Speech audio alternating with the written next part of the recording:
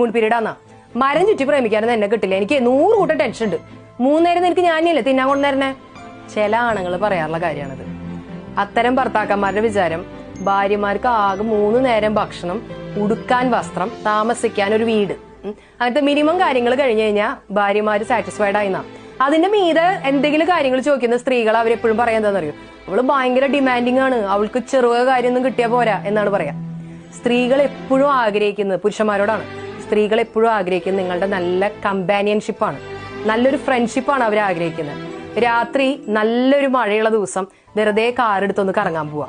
Road സൈഡിൽ നിന്ന് എവിടെയെങ്കിലും തട്ടുകടയിൽ നിന്ന് കിട്ടുന്ന ഒരു പരിപ്പ് വട, ഒരു ഗ്ലാസ് ചായ, ഇതൊക്കെ മതി ഒരു സ്ത്രീനെ സാറ്റിസ്ഫൈ ചെയ്യിക്കാനായിട്ട്. അതുകൊണ്ടാണ് എപ്പോഴും പറയുന്നത് സ്നേഹം എന്ന് പറയുന്നത് യഥാർത്ഥത്തിൽ ഫ്രണ്ട്ഷിപ്പാണ്. ശരിക്കും വിവാഹം കഴിക്കേണ്ടത് 2 നല്ല ഫ്രണ്ട്സ് ആണ്. അതല്ലെങ്കിൽ വിവാഹത്തിന് ശേഷം നല്ല ഫ്രണ്ട്സ് ആയാലും മതി.